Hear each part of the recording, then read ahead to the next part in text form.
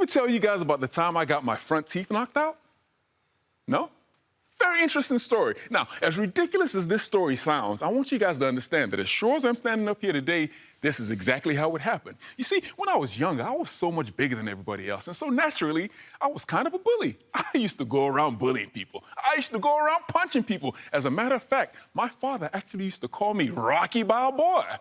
Now, I had a younger friend by the name of Tunde. Now, Tunde was a little frail. Tunde didn't really talk much. And naturally, because of all these characteristics he had, I used to actually bully him the most. And so one day I decided I was going to go to Tunde's house. And as I started to insult Tunde, Tunde looked at me and he said, "Karate chop!"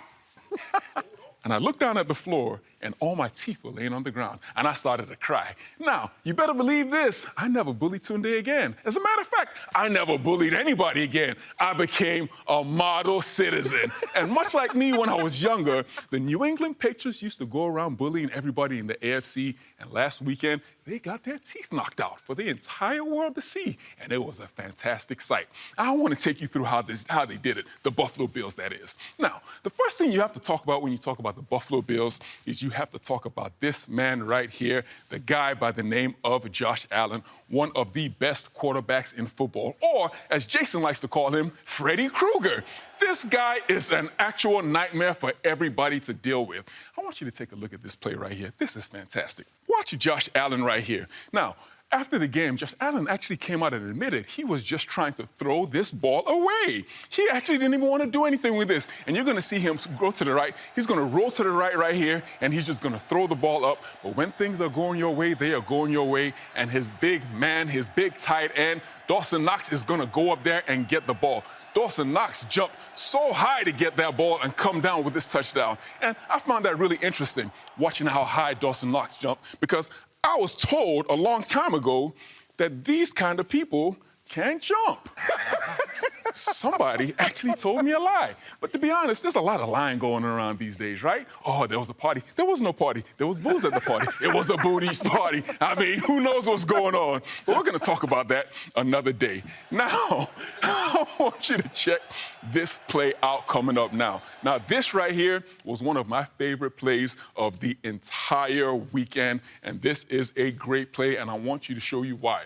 Because right here, you're going to see the culmination of outstanding coaching and a player who can get the job done. You're going to see Josh Allen right here, and he's going to pump to his left. Now, why does he pump to the left? There's nothing going on over there. But what he knows is number 27 down here, after a tremendous amount of film study, they know number 27, whenever he thinks the ball is going to the other side of the field, he gets a little bit lazy and he stops his feet. And now Josh Allen is going to see that, and he is going to turn all the way back to his right and unleash a rocket pass to Stephon Diggs, and Diggs is going to go for a big play right here. This is great coaching by the Buffalo Bills and an outstanding play. Now, right here, the Buffalo Bills are going to run what we like to call the naked boots. Why do they call this a naked boot? Because they are trying to expose the defensive end, leaving him naked. Watch this right here as they run this play right here. He is going to boot all the way to his left, and right now, number 13 is in big trouble. Number 13 is what we like to call stuck between the number 1 and the number 2. Has that ever happened to you before? You ever been stuck between the number 1 and the number 2? It is a very, very uncomfortable place to be, and number 13 is going to find that out as he got juked to the floor. Look at Josh Allen just give him the stanky leg and leave him right downstairs with his jockstrap on the floor. What a great play by Josh Allen, but it is not all about their offense. They have a fantastic defensive scheme, led by Leslie Frazier, the outstanding defensive coordinator. Now, I want you to watch this play right here. Micah Hyde, he is in what we like to call a cover 3. He is covering the middle of the field. Now, which means the middle of the field is closed off, and as an offensive player, you want to throw the ball to the outside numbers, which is what Mac Jones, who's probably still getting his teeth knocked out, wanted to do right here. He wanted to throw the ball to the outside to Nelson Aguilar, and I want you to watch what Micah Hyde does right here. He leaves his responsibility and goes all the way over there and intercepts the ball. This is a fantastic play by Micah Hyde and the Buffalo Bills defense. Oh, my goodness. I love the way he did that. Look at him just show up out of nowhere, the same way I show up out of nowhere whenever I see somebody trying to chat up my wife. I just pop up. Huh? Surprise. You didn't know I was here. Osi, this is my grandfather. I mean, we are literally in a retirement home. What are you doing? Mea culpa. I apologize to you, and we're going to find out if the Buffalo Bills are going to be able to karate chop another bully in the AFC, the Kansas City Chiefs. Talking about matchups, the Rams at the Tampa Bay Buccaneers, another fascinating game. And we've talked this season, haven't we, about, you mentioned a few weeks ago about the Rams have gone all in with those big stars.